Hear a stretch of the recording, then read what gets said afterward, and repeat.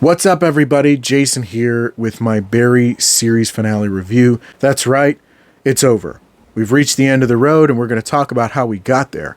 But before I get started, as always, I will be talking major spoilers, so if you haven't seen the series finale of Barry and you don't want anything ruined for you, stop the video, head over to Max, check it out, and come back and we can talk about it.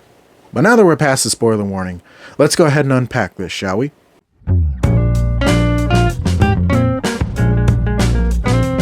Wow. Now, not only is that the name of the episode, but I found myself saying that multiple times throughout and after the finale was over.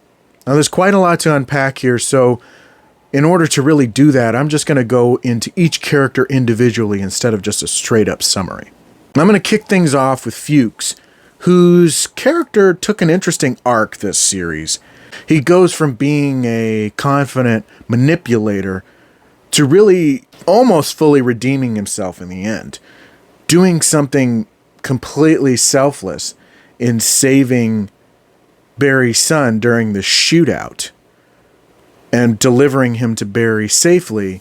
And I thought that was great, that moment with the two of them. No words, just kind of glancing at each other with a mutual respect and understanding. We all know that Fuchs viewed Barry as sort of a son to him. So once he finds out that Barry himself has a son, it's like a grandson. So it's like he's doing his part not only to square things up with Barry, but also to protect the younger generation. Yeah, Fuchs has a lot to answer for, but ultimately, in terms of the relationship between him and Barry, he's found that redemption in the end. Next up, I'm going to go ahead and talk about NoHo Hank, who took quite an interesting turn throughout this series, starting as the lovable and sort of naive Chechen mobster, only to turn into just this insulated, isolated, cold-hearted businessman who still feels a bit of guilt over the things that he had done, especially when it comes to Cristobal. And I think that Hank's final moment is quite moving because he's both raked with guilt and finds a sort of peace in a way. And the fact that he holds the Cristobal statue's hand as he draws his last breath is I think, just the perfect way to bring his character's arc to a close. Now, Sally also goes through a bit of a change. Ultimately, she gets what she wants in, albeit a more muted sense. She becomes a high school drama teacher, a successful high school drama teacher.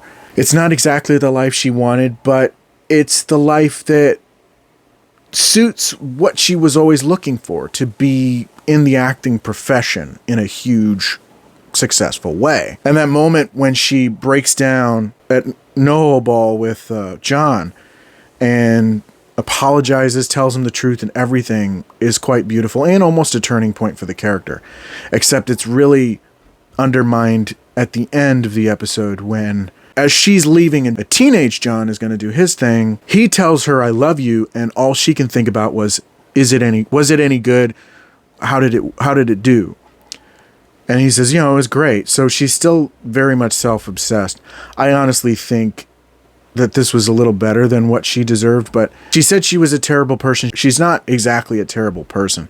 She was just a bit more narcissistic, and that could have led her down a pretty dark path, but it is satisfying in a way to see Sally kind of get a pseudo-happy ending. Next up, of course, we have Gene Cousineau, whose entire world came crashing down as soon as Jim Moss found out that he accepted $250,000 from Barry, implicating him in Janice Moss's death. And it's heartbreaking because you ultimately think you know where that scene, when he's alone in his bedroom, when he's locked himself in his bedroom, is going to go. But it takes a very unexpected turn. And to me, when he finally offs Barry at the end, I realized that the irony of it was that if he had just held on a little longer, if he had just waited, not only would he have brought Barry to justice, but he would have been vindicated himself, and that doesn't happen. I think he believes that even if he were to ultimately become a hero, bring Barry to justice, his life is never truly going to be the same. Everybody's going to look at him differently, especially Leo, and that's the one that hurts him the most. So I think he views this as what he deserves, because his narcissism led to his downfall. It hits him in a very unexpected way in the show's final moments. Now, of course, we arrive to the titular character, Barry. Seeing him meet his end is what I expected, but not how I expected. It's funny that he went out with any pomp and circumstance, especially because that's how he took many of his victims out, without any real fanfare. So it's very fitting that he gets the same treatment. Although he's ultimately viewed as a martyr, as in the show's final moments, a teenage John, against his mother's wishes, watches the movie that Hollywood put together of Barry and Kusanow's journey, painting Kusanov as the villain and Barry as sort of a hero of sorts.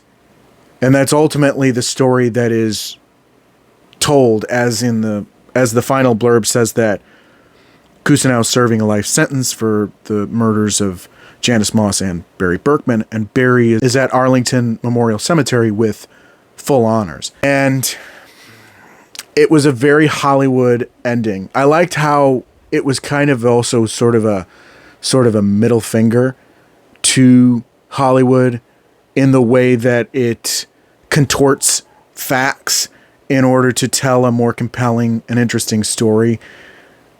And it's the story that Barry would have wanted. See, even leading up to his final moments, we see that he's still trying to fight against the reality that he needs to be held accountable for his actions. And you see that he's about to do that, and then ultimately taken out by Kusanov. I think it's a very fitting ending for the character as well as the series.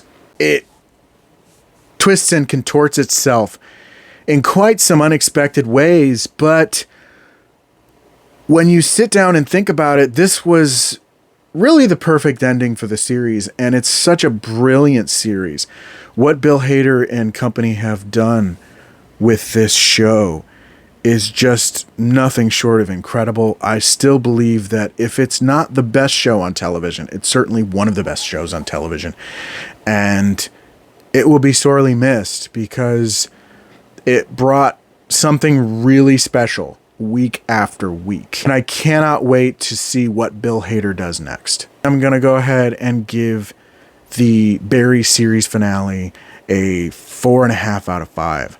I thought it was really good. But that is just my opinion. Let me know what you thought of the Barry series finale down in the comments. Did it meet your expectations? Was there something that kind of threw you off? I want to hear from you. If you enjoyed the video, don't forget to click the like button. You want to see more videos, don't forget to subscribe. And while you're at it, hit that notification bell so you can get updates on future videos. You can also follow my social media pages. Links are down in the description of this video. Thank you so much for watching. I really appreciate it, and I will see you on the next one. Bye.